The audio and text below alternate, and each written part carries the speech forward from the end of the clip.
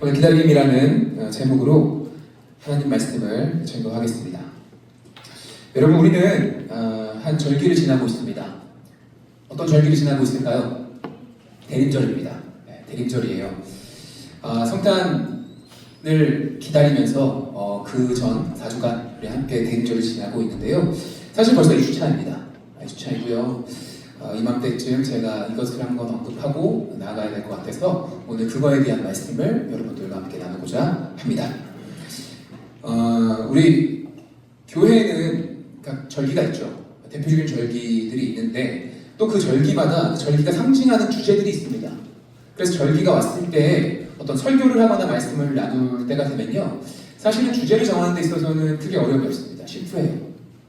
예를 들어 볼까요? 추수감사절을 대표하는 주제, 키워드는 뭘까요? 감사겠죠. 그래서 추수감사절은 항상 우리 감사에 대한 이야기를 합니다.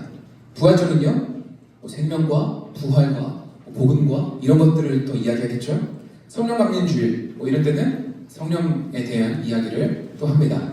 고난주간에는 십자가와 고난에 대한 묵상을 또 하기도 합니다.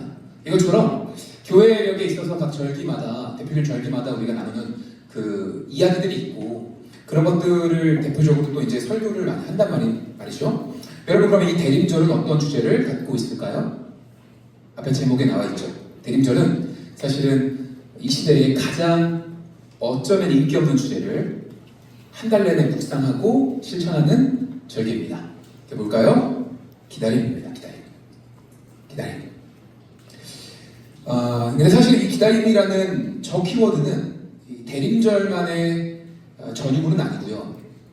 제가 봤을 때 다른 절기에도 적용할 수 있을 뿐더러 사실은 기독교 신앙에 있어서 굉장히 핵심적인 키워드가 아닐까라는 생각을 해요. 예를 들면 부활에도 사순절이라는 기다림의 시간이 있고, 성령이 강림하실 때도 50일간의 기다림이 있었고요. 추수를 감사한 절기에도 곡식이 심어지고 자라고 열매 맺는 데까지의 기다림의 시간이 있잖아요. 그래서 기독교 신앙에서 어쩌면 빼놓을 수 없는 하나의 키워드이지 않을까라는 생각을 합니다. 저 기다림이라는 글자를 두고 조금 더 생각해보죠. 저 글자는 지금 현대사회에 전혀 어울리는 그런 주제가 아닙니다. 사회 곳곳의 사람들은요, 뭐라고 얘기하냐면, 야, 기다리지 말고 네가 원하는 게 있으면, 바라는 게 있으면 지금 당장 얻어라, 지금 당장 행동해라, 이런 식의 이야기를 합니다. 여러분, 옛날에는요, 편지를 쓰면 그게 상대방한테 도착할 때까지 며칠이고 기다리던 때가 있었잖아요. 그렇죠? 사랑하는 여친, 남친한테 편지 쓰고 이거 언제 오나 기다리다가 답장 오면 또 그 답장을 보면서 설레었던 그런 기억들이 저와 여러분에게는 없죠. 사실 저는 있습니다. 저도 뭐 그렇게까지 옛날 사람은 아니지만 연애 시절에 제가 편지 써가지고 제가 가서 우편함에 넣고 오고 막 그랬었어요. 그렇게 하면은 이제 답장 오고 그랬던 낭만이 있었고요. 또 저희 사모가 한 달 정도 유럽으로 비전 트립을 갔던 적이 있었어요. 교회에서. 그때 기다리면서 쓴 글들을 모아서 약간 책처럼 엮어서 주기도 했습니다. 얼마 전에 집 정리하다가 나왔는데 와, 정말 오글거리더라고요. 그런 것들을 내가 했구나 싶었고요. 요즘 같은 디지털 시대에 여러분 손편지 한번 써보세요. 네, 좋습니다. 저도 또 왕년에 제가 고등학교 2학년 때 왕년에 있잖아요. 한 여학생이, 사실 한 여학생은 아니었고, 근데 한 여학생이 저에게 무려 1년 가까이 매일매일 편지를 써줬던 여학생이 한 명 있었습니다. 왕년에. 그거를 저희 집에 저희 어머니께서 아직도 갖고 계시는데, 저는 지금 이제 왕년에 토크를 할 때 쓸 근거 자료로 아직도 버리지 않고 갖고 있거든요. 다 추억이 됐습니다. 지금 제가 나이를 먹어가지고 안 믿는 눈치인데 나중에 제가 한번 증거를 보여드릴게요. 어쨌든 여러분, 이제는 카톡 한 번, DM 한 번이면은 그런 낭만이 없죠. 보내고 싶은 말, 하고 싶은 메시지 이런 거 다 전달하는 시대가 됐어요. 카톡에 1이 사라졌는데 답장이 안 오면 야, 왜 답 안 보내지? 하면서 서운해하거나, 그죠? 화가 나기도 하고 오만 생각 다 하기도 합니다. 운전하다가 신호등에 걸리면 그 순간을 기다리지 못하고 이제 전화기 꺼내들고 막 전화하다가 또 신호 바뀌면 그거 놓치고 못 가는 사람들도 많고요. 마트에서 여러분 신용카드 넣고 계산하면은 결제 중입니다 하고 이렇게 결제 로딩이 돌아가잖아요. 그거 언제 끝나나 그게 정말 못 기다리겠더라고요 저는. 그래서 신용카드 이렇게 손을 대고 있어요. 빨리 빼려고 막 이렇게 하기도 하고 그렇습니다. 자판기 커피 넣고 그거 못 기다리니까 어떻게 하죠? 손 넣고 기다리잖아요. 그러다 뜨거워서 뜨거워하고 그죠? 또 하나가 있는데 여러분 요즘에 그 영화관이 망하고 있다는 얘기 많이 들었죠. 그런 얘기 많이 듣잖아요. 과거에 비해서 뭐 CGV나 뭐 이런 데가 장사가 진짜 안 된대요. 진짜 안 되는데 그 이유가 넷플릭스 같은 그 OTT가 많이 이제 메이저로 올라와서 대세를 잡은 것도 있고 또 가격의 문제도 있고 또 어떤 재밌는 영화가 없는 것도 있고 여러 가지 문제점을 지적하기도 하지만 그 중에 비중 있는 문제점 중에 하나가 뭐냐면 이겁니다. 젊은 사람일수록 영화관에서 영화를 못 본답니다. 젊은 사람일수록. 여러분 영화관에서 영화 보는 거 좋으시면 여러분 내가 나이를 먹었구나 생각하시면 돼요. 요즘 젊은 사람들은 못 본대요. 왜냐? 특히 요즘 청소년들이 엄청 심각하다고 하는데 영화관에서 약 2시간이 넘는 그 영화를 보고 앉아있는 게 너무 힘들다는 거예요. 왜냐면 그 시간에 폰을 꺼내서 못 보잖아요. 그죠? 그래서 영화가 스피디하게 빠르게 전개되지 않고 뭔가 루즈한 타임이 있으면은 이게 폰을 꺼내서 봐야 되는데 영화관에서 그게 안 되는 거예요. 그러니까 앉아서 그걸 보고 있는 내내 힘든 거죠. 몸이 베베 꼬이고. 그래서 영화관 가는 걸 힘들어해서 안 가는 게 있고 그게 점점 더 심해진다고 합니다. 한편 제가 이걸 보고 생각하면서 느낀 게 뭐냐면은 야 그러면 1시간 가까이 예배 드리는 여러분들이나 이 중고등부 애들은 참 대단하다 라는 생각을 했고 내 라이벌은 걔 그 스마트폰이구나 이런 생각을 하기도 했습니다. 여기서 졸면 다 제 책임이라는 생각이 들어요. 졸지 마세요. 어쨌든 저도 몇 번 청소년부 가서 설교해보기도 했지만은 가서 설교하면요 대부분은 아니지만 많은 애들이 이러고 있어요. 이러고 있다가 제가 자극적이고 도파민 오는 얘기 한 번 하면 힐끔 보고 그러다가 또 이렇게 하고 그러니까 그런 얘기를 안 할 수가 없는 거예요. 막 좋은 애들도 많고 그죠? 여러분 이런 시대 속에 우리 살고 있어요. 이런 시대 속에 살고 있으면서 이 대림절이라는 것 특히 저 기다림이라는 것을 대표 키워드로 하는 이 대림절을 여러분 현대 문화 속에서 어쩌면 질서를 역행하는 시대착오적인 절기일 수 있겠다는 생각을 하게 된다는 거예요. 그죠? 하지만 여러분 그런 의미에서 이 대림절은 우리 그리스도인들에게 도파민 디톡스를 넘어서 우리가 도대체 누구인지를 제대로 알려주는 절기이기도 합니다. 그래서 여러분 이건 반드시 짚고 넘어가야 되는 절기이고요. 그것을 떠나서 오늘 저 다니엘서를 통해서 우리에게 주는 큰 은혜가 있을 줄 믿습니다.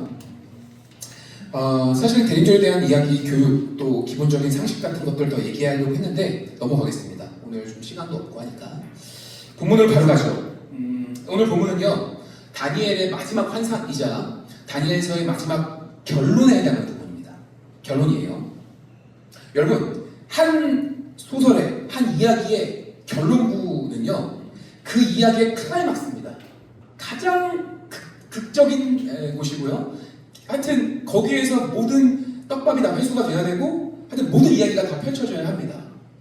저도 소설을 자주 보는데 소설에서 보면 정말 중간이 힘들고 지루해도 결론에서 반전 하나 딱 있으면 다 해소가 돼요. 그 정도로 결론은 굉장히 중요합니다.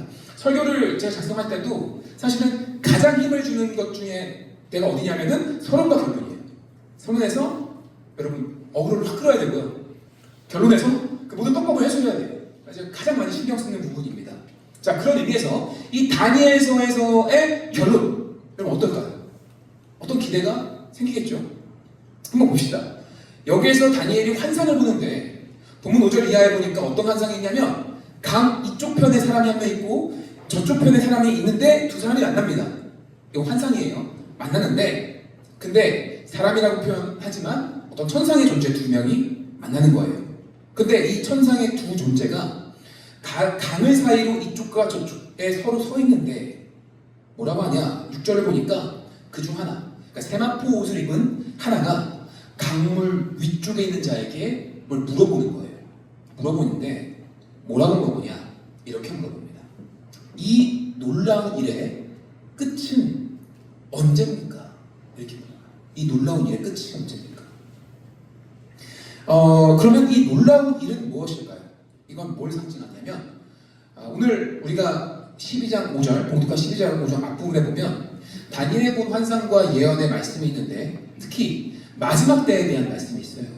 마지막 때에 되면 천사장 미갈이 나타나고 그때에 이제까지 볼 수 없었던 환란이 막 들이닥친다고 해요. 고난과 환란이. 그래서 그 책에 기록된 자는 구원을 얻고 어떤 사람들은 그 환란과 고난 가운데서 영원한 수치를 얻을 것이다. 이런 환상을 다니엘이 본단 말이죠. 많은 사람들이 모든 대로 돌아오게 한 이들은 하늘의 별처럼 빛날 것이고 막 이런 예언을 받습니다. 다시 말해서 자 결론적으로 뭐냐? 이 마지막 환상과 예언은 뭐냐면 그 놀라운 일이 언제 끝납니까? 그 놀라운 일이 뭐냐면 최후의 승리가 있을 거지만 최후의 반드시 승리가 있을 거지만 그 전에 뭐가 있을 거냐면 너에게는 극심한 고난의 시기가 있을 거다. 이 얘기를 하고 있는 거예요. 결국엔 이길 거야. 결국엔 이길 건데 이기기 전까지 너한테는 아주 극심한 고난의 시기가 있을 거야 라고 얘기를 했고 그래서 그 세마포 입은 자가 그 놀라운 일이 언제 끝납니까? 라고 물어본 그 놀라운 일이라는 뭐냐면 그 고난이 언제 끝납니까? 이걸 물어보는 거예요. 도대체 그 고통의 순간이 언제 끝나고 나에게 최후의 승리의 시간이 옵니까? 라고 묻고 있는 겁니다. 자, 우리에게 문제가 뭐냐면 이겁니다. 여러분, 고난이 싫죠? 고통은 싫어요. 그런데 우리 이제 나이 먹고 다 성인이 돼가지고 고난과 고통이 내 인생을 피해갈 것이라는 그런 나이브한 생각은 안 할 때가 됐어요. 그렇죠? 자, 인생에 고난은 옵니다. 고통은 와요. 여러분 힘든 일은 항상 온다고요. 그거는 우리가 염두하고 가요. 문제는 뭐냐면 우리에게 있는 인생의 질문이 뭐냐면 내 고통은 언제 끝나냐 이거예요. 언제 끝나냐. 오는 것까지는 오케이 인정. 내가 받아들이겠다 이거예요. 고통스러운 인생의 어떤 역경 인정 받아들이겠다 이거예요. 문제는 뭐예요? 언제 끝날 거예요? 언제? 그걸 묻고 있는 거예요 지금. 제일 힘든 게 뭐냐면 이겁니다. 언제 끝날지 모르니까 힘든 거예요. 언제 끝날지 모르니까. 차를 타고 긴 시간을 이동할 때 초딩들은 힘들어합니다. 제가 최근에 그걸 아주 몸소 겪고 있어요. 지루해요 초딩들은. 엄마 아빠가 참다 못해 스마트폰을 보여주면 그 순간에 뭐 잘 버틸 수 있겠지만은 오랜 기간 아이가 스마트폰을 보게 하는 게 영 탐탁치 않아서 오랜 시간 보게 하지 않습니다. 풍경도 봐봐, 한번 대화도 하자 이런 식으로 유도를 하죠. 어찌됐든 오랜 시간 이동을 하면 초딩들은 뒤에서 찡찡거립니다. 언제 도착하냐고. 그럼 부모님들 단골 멘트가 뭐예요? 저도 그 멘트 안 하려고 했는데 하더라고요. 다 왔어. 5분만 더 가면 돼. 5분만. 좀만 더 가면 돼. 5분이라고 안 해. 좀만 더 가면 돼. 야, 저기 다 보이네. 저기 다 보이네. 저기 보이네. 저 건물 보이지? 저기. 이러면서 계속 그 멘트를 저도 하더라고요. 사실은요, 한 1시간 더 가야 돼요. 애가 그거 믿고 버티다가 결국 울상이 됩니다. 울상이 되고 막 참지는 못해요. 왜 못 참아요, 애들? 왜 못 참아요? 분명히 엄마 아빠가 조금만 더 가면 돼 라고 얘기했는데 아직 가고 있고 계속 변화는 없고 막 그러니까 이제 애가 못 참는 거죠. 조금만 더 거의 다 왔어. 하지만 얘는 언제 도착하는지 정확히 알지 못해요. 그 기다리는 사람은 너무 힘든 겁니다. 고통 중에 있는 사람, 또 아픔 가운데 있는 사람들이 그래서 하나님 앞에 묻는 거예요. 하나님, 내가 이 아픔과 내가 이 고통과 내가 이 외로움을 언제까지 견뎌야 됩니까? 언제까지입니까? 제가 이거 거부하진 않을게요. 오는 거 인정합니다. 그런데 언제까지입니까? 아직도 멀었습니까? 다니엘이 오늘 환상에서 본 그 천상의 존재도 똑같은 질문을 제가 하고 있는 거죠. 그랬더니 세마포 옷을 입은 자가 두 손을 들고 하나님을 향하여 맹세하면서 이렇게 대답합니다. 7절 후반부입니다. 한번 같이 읽어볼까요? 시작! 반드시 한때, 두때, 반때를 지나서 성도의 권세가 다 깨어지기까지이니 그렇게 되면 이 모든 일이 끝나리라 하더라. 자, 이 말씀을 듣고 읽은 여러분들은 이제 목사에게 요구할 겁니다. 목사님, 저 한때, 두때, 반때를 해석해 주세요. 언제입니까? 저 때만 기다리면 되는 겁니까? 한때, 두때, 반때. 3년 반일까요? 도대체 무엇을 의미하는 걸까? 근데 그걸 몰랐나 봐요, 다니엘이. 그래서 이번에 다니엘이 묻습니다. 8절에 보니까 한번 넘겨주세요. 같이 읽어보자. 시작. 내가 듣고도 깨닫지 못한지라 내가 이르되 내 주여 이 모든 일이 결국 어떠하겠나이까 하니, 이 모든 일의 결국이 언제입니까? 여러분, 제가 서두에서도 말했지만 우리는 지금 다니엘서의 마지막 부분을 읽고 있는 거예요. 결론입니다. 클라이막스예요. 엔딩입니다. 여기서 모든 떡밥이 회수되고 다니엘서가 아름답게 마무리되면서 잘 읽었다 하고 툭툭 성경책을 쳐야 된단 말이죠. 근데 마지막이라고 치기에는 지금 이 구도가 조금 찝찝하게 흘러가고 있어요. 그죠? 여러분, 지금 다니엘의 시점이 중요한데 노년기예요. 노년기입니다. 이제 청소년기를 지나서 노년에 와 있어요. 그런데 다니엘은 아직 극심한 고통이 끝나고 최후 승리의 날을 목격하지 못한 거예요. 그래서 마지막 때가 언젠지, 그 결과가 어떤 모습인지 물었는데 이 성경의 대답은, 다니엘에게 돌아온 대답은 살짝 허무합니다. 뭐냐? 그냥 가랍니다. 가서 기다리래요. 가서 기다려라. 여기서 말하는 마지막은 다니엘의 죽음을 이야기하는 건데, 가서 그냥 죽일 날을 기다리라는 걸까요? 그냥 앉아있으면 된다는 걸까요? 여러분, 이게 다니엘서의 결론이면 너무 허무하지 않겠습니까? 그죠? 다니엘이 지금 유배를 왔어요. 끌려왔다고요. 그때 나이가 언제냐면 청소년기예요. 청소년기에 와가지고 정말 다사다난한 사건들을 겪으면서 죽을 뻔도 하고 하면서 이제 노년기에 왔단 말이죠. 노년기에 와가지고 하나님께 묻는 거예요. 주님, 언제 끝납니까? 도대체 언제 승리합니까? 그랬더니 들려오는 대답이 뭐냐면 가서 기다려라. 수십 년이 지나고 이제 노년이 돼서 이 고통의 날이 언제 끝나냐고 물었는데, 이제 너는 가서 평안히 살다가 죽을 날을 기다리라는 말을 마지막으로 받았다면 그것이 다니엘서의 결론이라면 여러분, 너무 허망하지 않겠느냐는 말이죠. 그래서 우리는 이 본문을 조금 더 자세히 볼 필요가 있습니다. 더 자세히 볼 것도 없이 가라라는 말, 그러니까 두 번이나 언급된 그 가라라는 말을 우리가 제대로 볼 필요가 있는데, 그거는 그냥 가라가 아니라 가서 너의 일을 하라라는 말이에요. 더 정확히 말하면 이겁니다. 가서 원래 네가 하던 그 일을 계속해라 라는 뜻입니다. 그래서 세 번째 성경에는 뭐라고 얘기하냐면, 너 다니엘아, 너는 끝까지 신실하여라, 이렇게 얘기해요. ESV나 NIV 성경에도 비슷하게 번역을 합니다. 그러니까 온 사람을 두고 그냥 쿨하게 가라고 한 게 아니라, 다니엘아, 가서 끝까지 신실해라 라고 이야기하는 거예요. 마지막까지, 죽는 날까지 네가 원래 하던 그 일을 신실하게 하면서 주님을 믿고 기다려라, 이 말을 하는 겁니다. 자, 청년 여러분, 바로 여기서 우리는 성경이 말하는 기다림이 무슨 의미인지를 깨닫게 됩니다.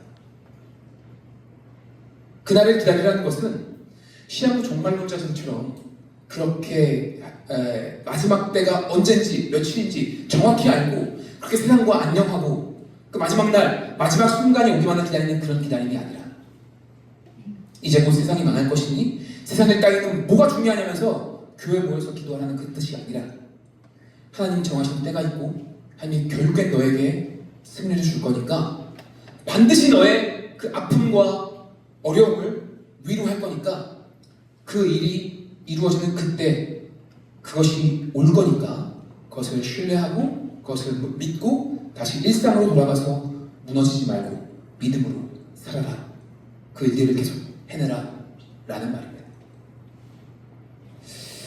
여러분, 노래 중에 제가 좋아하는 노래가 하나 있는데 그 도망가자라는 노래가 있습니다. 아세요? 한번 틀어주시겠어요? 저 노래 때 잘 알 거예요. 저거 처음에 잘 듣고 은혜를 받아가지고 눈물이 펑펑 흘렸어. 이렇게 흘렸던 기억이 납니다. 가사가 계속 이래요. 저기 나오죠? 도망가자고. 그죠? 계속 도망가자고 얘기해요. 우리 가자. 걱정을 잠시 내려놓고 가볍게 짐을 지면서.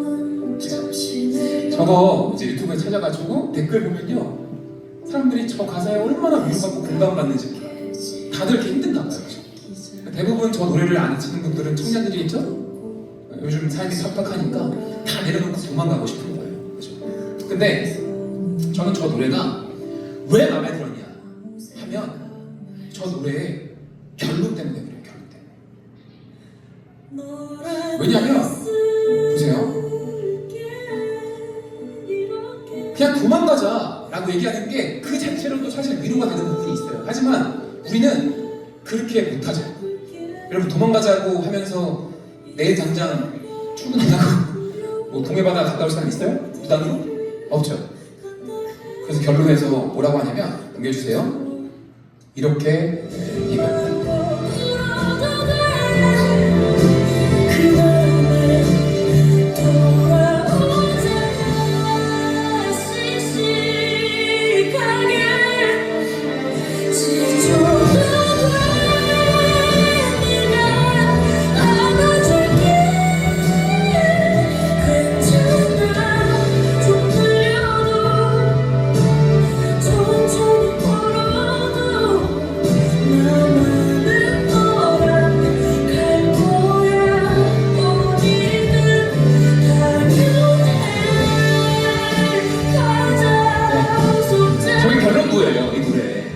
저게 너무나 마음에 들었어요. 왜냐면 여러분, 내일 월요일입니다. 여러분 다 월요일 출근하고 어디 가고 해야겠죠.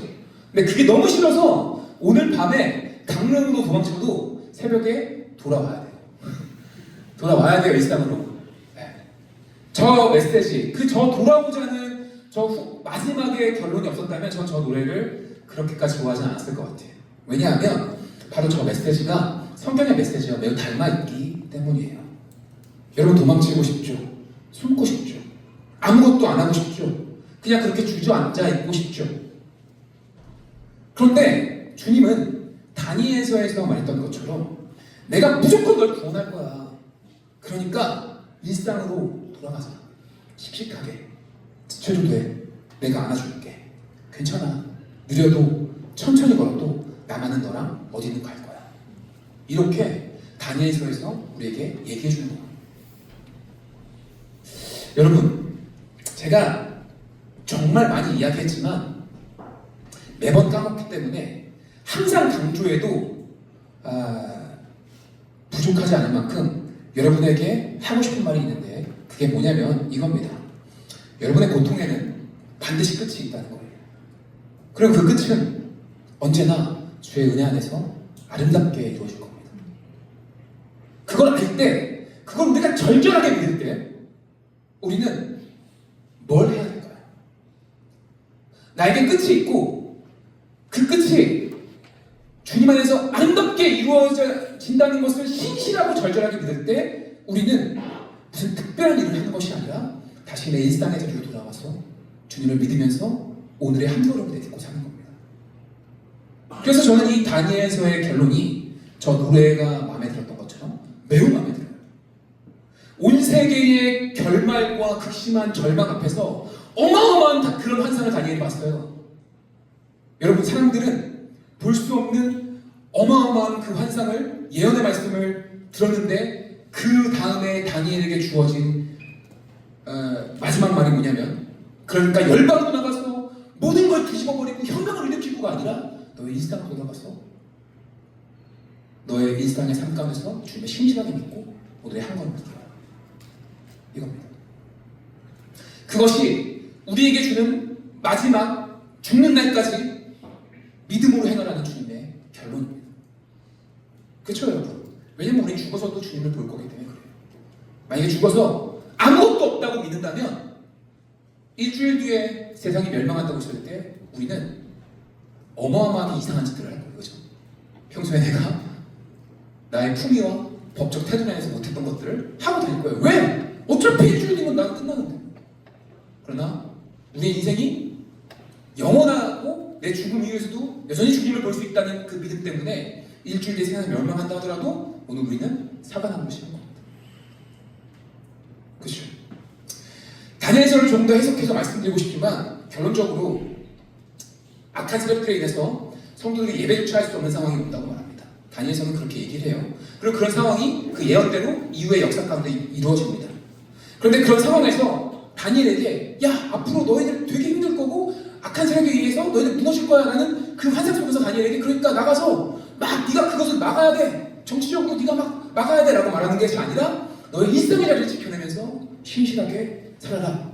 믿음으로 직장을 다니고 믿음으로 학교를 다니고 믿음으로 하나님을 신뢰하면서 걸어라 라고 얘기하는데 여러분 그 일이 그렇게 쉬울 리가 없잖아요. 쉽지가 않잖아요. 그죠? 우리의 인생이 그렇잖아요. 그래서 12절은 우리에게 이렇게 얘기합니다. 이걸 보여주세요. 함께 읽겠습니다. 시작. 기다려서 1335일까지 이르는 그 사람은 복이 있으리라. 여러분 이게 꼭 뭔가 참 이런 것들 이런 숫자가 나올 때마다 깨름직한데 여기서 1335일 그리고 아까 한때, 두때, 반때 이게 정확히 언제일까요? 그때까지 이르면 복이 있다는데 그런데 그게 언제를 말하는지 여러분 정확히 신경 쓸 필요가 없습니다. 굳이 언제인지를 따져 묻는 분들이 계시는데 할 필요가 없어요.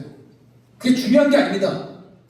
이게 정확히 어떤 날짜, 특정 날짜를 말하려는 게 아니라는 거예요. 계산해봤자 답 안 나옵니다. 이건 언제 그런 날짜가 오겠습니까? 저걸 해석해 주십시오가 중요한 게 아니라 뭘 보여준 거냐면 하나님이 정한 때가 있다는 걸 보여줍니다. 하나님이 정하실 때 그때가 언제인지 모르겠지만 그때까지 기다리는 사람은 복이 있다 말합니다. 그 복이 뭘까요? 10절을 같이 보세요. 10절 함께 읽겠습니다. 시작. 많은 사람이 연단을 받아 스스로 정결하게 하며 희게 할 것이나 악한 사람은 악을 행하리니 악한 자는 아무것도 깨닫지 못하되 오직 지혜 있는 자는 깨달으리라. 그 고난의 시간을 지나는 동안 성도는 연단을 받아 정결해진다라고 얘기합니다. 여러분 이것이 기다리는 성도들의 복입니다. 성도에게는 고난이 없어지는 게 복이 아니라 그 고난을 통해서 정결해지는 게 복입니다. 어둠이 사라지는 게 아니라 어둠 속에서 생명을 잉태하는 게 복입니다. 여러분 이렇게 얘기하니까 조금 기대만큼 여러분 이렇게 뭔가 결론이 오지 않는 거에 대해서 실망하신 분 있나요? 아니 목사님 저는 어둠이 없어지게 하고 싶다고요. 어둠 속에서 내가 연단되는 게 중요한 게 아니라 어둠이 없어지게 하고 싶다고요 라고 생각하시나요? 제가 다운이한테 읽어줬던 동화책 하나가 생각이 났는데 그게 뭐냐면 레이 브레이드버리가 쓴 밤을 켠 아이라는 책이 있습니다. 저 동화책이요 많은 상을 받은 책인데 저 책에서 제가 또 진짜 너무 감동적이다라는 생각을 했어요. 저게 뭐냐면 동화책에는 제가 얘기를 해드리자면 밤을 싫어하는 아이가 나와요. 밤을. 근데 아이들은 보통 밤을 싫어해요. 저희 다운이 아직도 불 끄고 혼자 방에 가둔 다음에 귀신 나온다 너무 무서워요. 너무 무서워요. 깜깜해지는 거 싫어합니다. 조금이라도 빛이 새어나오는 걸 좋아해요. 아이들 대부분 그렇습니다. 근데 저 동화책에 등장하는 그 아이도 똑같았어요. 그래서 이 전등 스위치를 내리고 불을 끄는 걸 너무 싫어합니다. 전등 스위치 만지는 것도 싫어해요. 왜냐하면 엄마 아빠가 전등 스위치를 끌 때마다 캄캄해지는 게 싫은 거예요. 그래서 아이가 밤이 되면 집안에 있는 전등 스위치를 다 켜고 돌아다닙니다. 모든 걸 다 켜요. 그러면 엄마 아빠가 다시 다 끄고. 그런데 어느 날 이 아이가 자기 방에 불을 켜고 있는데 어디선가 목소리가 들립니다. 안녕, 내 이름은 어둠이야. 안녕, 내 이름은 어둠이야. 어둠의 요정이 이 아이에게 나타나가지고 밤하고 친구가 될 수 있다라고 얘기를 해요. 그러면서 이렇게 얘기합니다. 잘 봐. 스위치를 내린다고 꼭 빛이 꺼지는 게 아니야. 스위치를 내리는 건 빛이 꺼지는 게 아니라 우리가 밤을 켜는 거야. 이렇게 얘기를 해요. 기발하죠? 스위치로 밤을 켠대요. 그리고 이어서 말합니다. 내가 스위치로 밤을 켜면 그때 귀뚜라미 소리도 켜지고 개구리 소리도 켜지는 거야. 이렇게 얘기를 해요. 스위치를 내려서 우리는 빛을 끈다고 생각했는데 그게 아니라 스위치를 내려서 밤을 켜는 거예요. 그리고 그렇게 밤이 켜지면 귀뚜라미 소리도 켜지고 개구리 소리도 켜진답니다. 이게 무슨 말일까요? 밤이 되어야만 보이는 세상이 있고 밤이 되어야만 들리는 소리가 있다는 얘기입니다.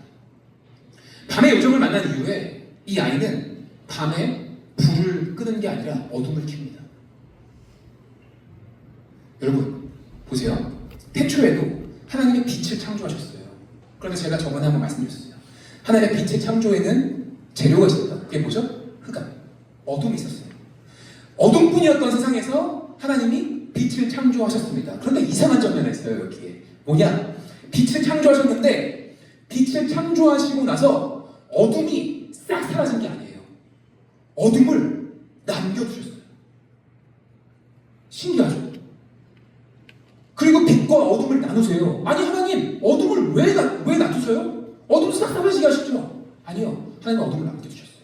빛과 어둠을 나누시고 빛을 낮이라고 부르시고 어둠을 밤이라고 부르십니다. 어둠은 여전히 존재하고 있게 했어요. 그리고 어떤 일이 일어납니까? 어둠에게 역할이 부여됐어요. 하나님이 밤을 켜신 거예요. 이전에는 아무 의미 없고 쓸데없고 아무런 가치 없었던 그 어둠이 이제는 할 일이 생겼고 의미가 생긴 거죠. 여러분 다니엘서에서 말하는 한때와 두때와 반때 1335일이라는 이 시간은 사실 밤의 시간입니다. 밤을 켠 거예요. 그때가 정확히 언제인지 언제 끝나는지 몰라서 더 힘들고 짙은 어둠의 시간이에요. 아무 의미 없고 아무 쓸데없고 아니 내가 왜 이런 고통을 겪어야 됩니까? 라고 물을 수밖에 없는 그런 시간이에요. 그런데 그런 쓸데없는 시간, 그 시간에 곧 빛이 우리에게 도래하고 있다는 것을 아는 그 사실을 믿는 사람들에게 그 시간은 밤을 켜는 시간, 즉 창조의 시간입니다. 어둠이 켜져야 뿌리를 내릴 수 있어요.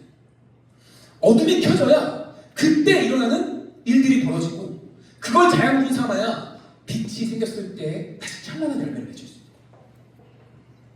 더 단단한 사람이 되기 위한 뿌리를 내는 시간, 그게 밤을 켜는 시간입니다. 랭던 길키의 산둥수유소라는 책이 있습니다.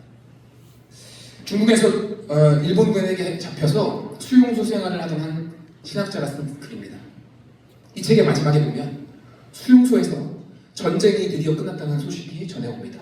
그때 길키가 뭐라고 하냐면 전쟁이 끝났다는 소식을 수용소에서 들은 거예요. 그 소식을 듣는 순간 수용소 전체가 다르게 보인다고 해요. 다르게 느껴지고 심지어 냄새도 달라졌다고 해요. 전쟁이 끝났다는 소식 하나만으로 일상이 변한 게 아무것도 없는데 여전히 수용소인데 똑같은 수용소에서 모든 게 달라졌다고 합니다. 처음 제가 우리 사모하고 연애를 시작한 그날, 첫날, 내 고백을 받아준 그 다음날 여전히 똑같이 학교를 가고 똑같이 집안 나서고 똑같은 편의점에 똑같은 버스를 타는데 냄새가 향기로워. 꽃들이 나한테 인사하는 거 보고 안녕, 나 연애해, 나 오늘부터 1일이야, 잘 잤어, 자니, 이걸 눈치 보지 않고 연락할 수 있는 그 순간에 막 그죠? 어떤 기쁜 소식은 그 소식만으로 우리 똑같은 일상을 변화시킨다. 여러분, 우리는 예수님께서 십자가와 부활을 통해서 죽음의 권세를 이기시고 이미 승리했다는 사실을 믿는 사람입니다. 나아가 그분께서 다시 오셔서 만왕의 왕으로 우리를 통치하시고 이 세상을 통치하시고 남아있는 모든 아픔을 거두어가 주실 것이라는 것을 믿습니다. 나아가 내 인생의 고난의 끝에 반드시 그분께서 나에게 승리를 주실 것이라는 것을 믿는 사람들입니다. 그걸 믿음으로 바라보는 사람들은, 그걸 믿으면서 사는 사람들은 같은 길을 걸어도 다르게 보일 수 있고 다른 냄새를 맡을 수 있고 다른 시각을 가질 수 있는 겁니다. 그것을 믿고 기다리는 자들에게 그 어두움은, 그 고통은 아무 의미 없는 시간이 아니라 어둠을 켜는 시간이고 나를 소유롭게 만드는 하나님의 창조의 시간인 것입니다. 우리 예배를 드리고 있는 우리 여러분들 중에 저 개인적으로는 한때와 두때와 반때 그 어둠의 시간을 보내고 있는 사람들이 있을 수도 있습니다. 그렇다면 여러분, 빛이 오고 있다는 사실을 안다면, 그죠? 우리가 지금 이 대림절을 지나면서 주님이 오실 거라는 걸 알면서 기다리는 거잖아요. 그죠? 안다면 그것을 통해서 나를 연단하고 또 정결하게 하시어 하나님의 은혜의 손길 가운데 우리를 품어주실 것이라는 것을 믿고 이 어둠이 쓸데없는 시간이 아니라 생명을 잉태하는 창조의 시간인 것을 믿기를 축복합니다. 다니엘서는 하나님 나라 백성이 유배지와 같은 이 현실 가운데서 하나님을 부정하고 거절하는 이 사회에서, 이 세상에서 우리가 어떻게 살 것인가를 이제 다루는 책입니다. 그래서 다니엘의 믿음의 그 일상 가운데서의 역경, 그리고 믿음의 승리, 이런 것들을 쭉 보여주다가 그 마지막에 결론부에서 너의 일상에서 그렇게 여전히 믿음으로 살아라 라고 권면해주고 있어요. 성도들이 한때와 반때와 두때 그 고난의 시간을 보내면서 믿음의 백성들이 어떻게 살 것인가를 보여주고 있는 것이죠. 그래서 오늘의 결론은 그 부분에서 다니엘서는 우리에게 하나님께서 그분의 때에 우리의 모든 아픔을 가져가시고 승리할 것을 믿고 신뢰하고 우리 일상으로 돌아가 믿음으로 우리 삶을 매주 살아가라고 말하고 있는 것입니다. 여러분, 비록 때로는 고난이 있고 아픔이 있고 어둠의 시간을 통과한다 할지라도 하나님의 약속이 반드시 우리 가운데 이루어질 것이라는 것을 믿고 기다리는 성도는 복이 있을 것입니다. 그 복된 성도가 저 여러분 우리 모든 충분히 되기를 축복합니다. 말씀을 맺겠습니다. 찬양팀 나와서 좀 도와주세요. 여러분, 모든 것이 협력하여 선을 이룬다는 말씀이 있죠. 저는 이 말씀을 믿습니다. 제 인생인 것이 유명하거든요. 저도 다사다난한 인생을 살았겠지 않겠습니까? 그런데 그 인생 끝에 항상 이런 결론에 도달해요. 모든 것이 협력하여 선을 이룬다. 주님이 승리케 하십니다. 여러분, 제가 마흔이니까 제 평생의 인생 가운데서 대충 반 정도 살았다고 보여지는 거잖아요. 그죠? 반은 살았다고 봤을 때 그 반 정도 살았다는 제 인생길을 뒤돌아봤을 때의 그 역사들을 보면은 어느 정도 신뢰할 만한 DB가 쌓였다고 보여도 되지 않겠습니까? 그걸 봤을 때 하나님은 여지없어요. 그분의 약속대로 그분의 때에 따라 선하게 역사하십니다. 그리고 나머지 반의 인생도 저는 그렇게 갈 것 같아요. 여러분의 인생도 마찬가지입니다. 이 말은 막연한 낙관이 아니라 하나님의 사랑이시고 결국 하나님의 사랑이 승리할 것이라는 것을 믿는 그 믿음에 근거한 희망의 메시지입니다. 여러분, 그렇기 때문에 여러분 이 일상에 돌아가 그것을 보았고 그것을 들었고 믿기 때문에 일상으로 돌아가서 믿음을 지켜내면서 유배지 같은 그런 여러분의 일상 가운데서 그것을 천국으로 만드는 저 여러분 되시기를 축복합니다. 모든 것은 잘 될 것입니다. 그래서 믿고 기다리는 저 여러분 되시기를 축복합니다. 기도합시다. 우리 시간 기도할 때에 그 주님을 믿으면서 이 대림의 기간 가운데 기다림이라는 기다림이라는 주제로 함께 말씀을 나눴는데, 그래서 주님께 올려드리면서 다시 한번 믿음의 결단을 내주시고, 주여 흔들리는 내 믿음 가운데 주의 은혜를 더하여 주시었고, 또한 주의 때에 내가 주님 앞에 내 인생을, 내 일상을 예배를 드릴 수 있도록 다시 한번 믿음 가운데 단단히 세워주신 것을 우리 다 함께 말씀 생각하시면서 주의 이름 3번 크게 부르짖고 통성을 함께 기도하겠습니다. 주여! 주여! 주여! 네, 감사합니다.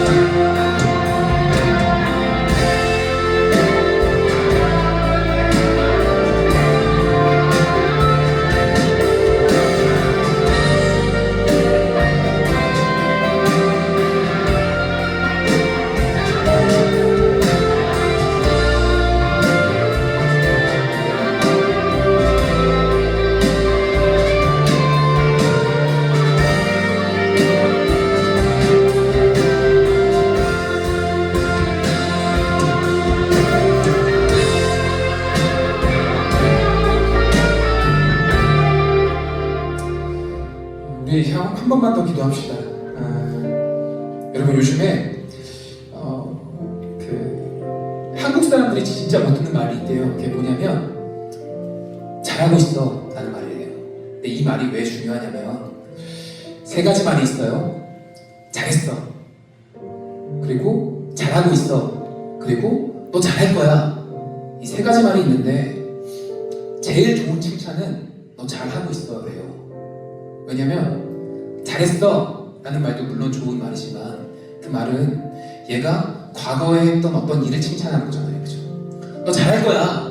이 말은 뭐예요? 너가 아직 하지 않은 미래의 일을 칭찬하는 거잖아요. 근데 너 잘하고 있어 라는 말은 뭐예요? 지금 너 말 그대로 지금 하고 있는 거 잘하고 있어 라는 말이죠. 사실 한국 사람들이 이 말을 잘 못 듣고 있대요. 여러분은 어떻게 듣고 계신가요? 여러분 보세요. 세 번역 성경에 오늘 결론부에서 하나님이 그러잖아요. 너 다니엘아, 너는 끝까지 신실하여라. 너 하던 거 계속 하면 돼. 이 말은 주님은 우리에게 그렇게 말씀하시는 거예요. 누구야? 너 지금 잘하고 있어. 잘하고 있어. 너 그렇게 살면 돼. 너 믿음으로 그렇게 살면 돼. 너 잘하고 있어. 그 위로를 지금 성경이 우리에게 해주고 있는 거예요. 그 마음을 좀 느끼시면서 나가셨으면 좋겠어요. 다시 한 번 더 우리의 마음을 주님께 올려드립시다. 이 마음을 올려드리면서 주님을 더욱더 믿고 신뢰하며 따를 수 있게 하여 주시옵소서 기도하시고 나아가서 여러분 좀 남을 중보했으면 좋겠습니다. 아직 이런 위로 가운데 없는 자들을 위하여서 시간 한번 이름을 불러가면서 다시 한 번 더 중보하고 나가셨으면 좋겠습니다. 그렇게 한 번만 더 우리 주의 이름 한 번만 크게 부르시고 통성으로 기도하면서 나가십니다. 함께 기도하겠습니다. 주여! 아버지 감사합니다.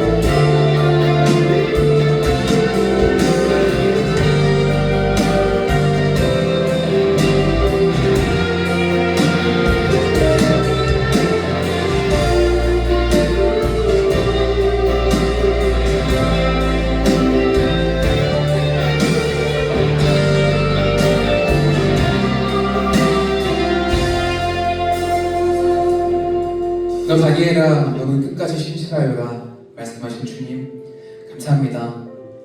아버지, 그 말씀을 우리가 믿음으로 받고 다시 한번 내 인생의 일상의 자리 가운데 믿음으로 나아갑니다. 주님께서 내 인생을 이끌어가 주는 것을 믿고 그 손에 내 인생을 다 맡기며 주님만 믿으며 나아갑니다. 아버지 하나님, 다시 한 번 더 내 인생 가운데 오셔서 모든 것을 선하게 하시고 주님의 믿음으로 말미암아 아버지 하나님 내 발걸음을 옮길 수 있게 도와주시옵소서. 아버지 하나님, 이 시간에 힘이 나지 않는 그 마음에 한 걸음도 내릴 수 없는 그런 자들이 있다면 위로하여 주시옵고 주의 위로 가운데 다시 한번 힘을 얻어 아버지 하나님 위로를 얻어 주님 바라볼 수 있는 우리 모두가 되게 하여 주시옵소서. 이 기다림의 시간을 주님을 기대하며 잘 보낼 수 있는 한 사람 한 사람 되게 하여 주시옵고 주님 오시는 그때에 기쁨으로 주님을 맞이하는 우리가 되게 하여 주시옵소서.